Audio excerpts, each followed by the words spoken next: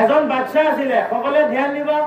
এজন বাচ্চা আছিলে, বাচ্চাজনে নিয়ত কৰিলে যে এটা মছজিদ মই অকলে বনাই দিম, এটা মছজিদ মই অকলে বনাই দিম, কাৰো 1 টকা নলওঁ। তো এজন গৰীব মানুহে সেই বাচ্চাক ক'লে বোলে জাহাপানা এটা কাম কৰক, মোৰ কাৰণে আপুনি এটা ইটা লওক, আপোনাৰ মছজিদটোক লগাই দিয়ক।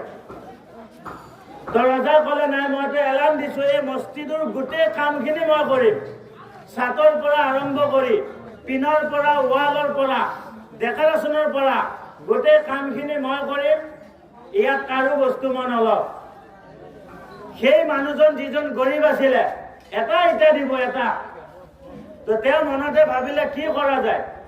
তো য'ত ইটাবিলাক জমা হৈ আছিলে, শিলগুটি জমা হৈ আছিলে, সেই মানুহজনে ঘৰৰ পৰা এটা ইটাৰ টুকুৰা কাপোৰ এখনত বান্ধি মনে মনে ৰাস্তাদি গৈ পেলাই য'ত ইটা জমা হৈ আছে উজাত খাই পৰি পেলাই তাত গাঁঠিটো খুলি পেলাই ইটাটো চামিল কৰি দি আহিলে।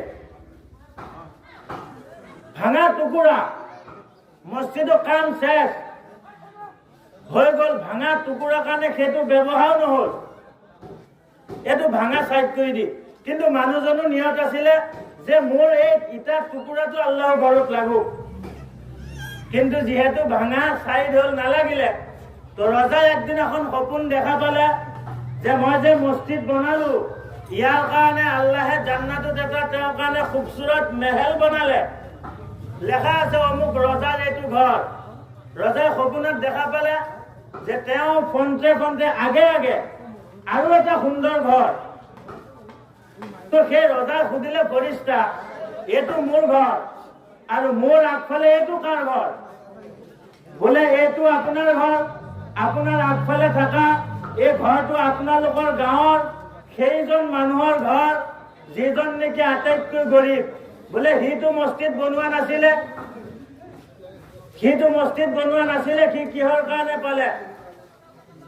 বোলে হে ৰজা, আপুনি যেতিয়া নিয়ত কৰিছিলে ঘৰটো আপুনি বনাব, কিন্তু তেওঁ ইচ্ছা আছিলে, নিয়ত আছিলে তেওঁ 1 টকা এটা লাগি যাওক, এটা চিমিটো বেগ লাগি যাওক, কিন্তু আপুনি যিহেতু নললে, কৌশল কৰি বুদ্ধি কৰি পেলাই, তো তেওঁ কি কৰিছিলে, আপোনাৰ তাত এটা ইটা দিছিলে, আপুনি নলগালে, তথাপিতো আল্লাহ পছন্দ কৰি তেওঁৰ কাৰণে জান্নাতত এটা ঘৰ বনাই দিলে। নালাগিলেও কিন্তু নিয়ত কৰিছিলে দিম। আৰু যিজনে দিছে, এজনে নিয়ত কৰি পেলাই এটা বেগ চিমেণ্ট দিলে, তো তেওঁৰ কাৰণে জান্নাতত এটা ঘৰ। আৰু একজন মানুহে নিয়ত কৰি পেলাই, খাস নিয়ত কৰি পেলাই 1 লাখ টকা দিলে, তেওঁ জান্নাতত ঘৰ। কিন্তু এটা চিমেণ্ট আৰু 1 লাখ টকা ডিফাৰেন্স আছে, ঘৰো সেই হিচাপে ডিফাৰেন্স হ'ব। কৈছে কোনোবাই যদি বহুত টকা দিছে, নিয়তটো বেয়া, তেতিয়াহে এই নিয়ত থকাটো লগত নোৱাৰে। কিন্তু 1 লাখ টকা দিছে, তেওঁৰো নিয়ত ভাল, 1 বেগেট দিছে, তেওঁৰো নিয়ত ভাল। কিন্তু তাৰ ভিতৰত যোনে বেছি দিলে, ইয়াৰ ঘৰৰ খুবসুৰতিটো বেছি হ'ব। কৈছে আল্লাহ ৰাব্বুল আলামিনে কয়, ইন্না আউৱালা বাইতি উদিআ লিন-নাস লাল্লাযী বিবাক্কাতা মুবাৰাকান ওয়া হুদাল লিল আলামিন। সৰ্বপ্ৰথম যেতিয়া কাবা শৰীফ বনালে, কাবা শৰীফ যেতিয়া বনালে, তাৰ পৰা বৰকত আহিলে, হিদায়ত আহিলে। কিতাপত লিখিছে, চাব, কাবা শৰীফ যে আছে, আমাৰ যে বাইতুল্লাহ আছে, এই বাইতুল্লাহ আমাৰ এই মছজিদবিলাক তেওঁৰ লগত জোৰা আছে, তেওঁৰ লগত লাইন লগা আছে, তেওঁ শিপা নিচিনা, তেওঁ লৰাৰ নিচিনা লাইন আছে। এতিয়া আপোনালোকৰ মছজিদ কোনে বনাইছে?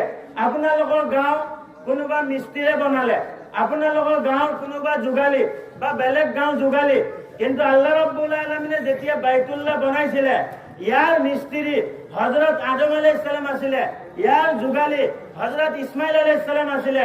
সেই বাইতুল্লাহ বনোৱা আদম আলাইহিস সালামে বনাইছিলে, ফৰিস্তাই বনাইছিলে, সিহঁতে বিলাক বনাইছে বাইতুল্লাহ শৰীফ। আৰু তাৰে যিবিলাক মেটেল, তাৰে যিবিলাক বস্তু সামগ্ৰী, এইবিলাক জান্নাতৰ। আপুনি ইটা অমুক ভাটাৰ পৰা আনিলে, শিল অমুকৰ পৰা আনিলে, বালি অমুকৰ পৰা আনিলে, কিন্তু মোৰ ভাইসকল, জান্নাতৰ যিমান বস্তু বাইতুল্লাহ, সমস্ত মেটেল বিলাক, সমস্ত বস্তুবিলাক জান্নাতৰ পৰা আনি বাইতুল্লাহ শৰীফ বনালে। যেতিয়া ক্লিয়াৰ হৈ গ'ল ঘৰ, ক্লিয়াৰ হোৱাৰ পিছত অলপ বস্তু ৰখি গ'ল, সামান ৰখি গ'ল।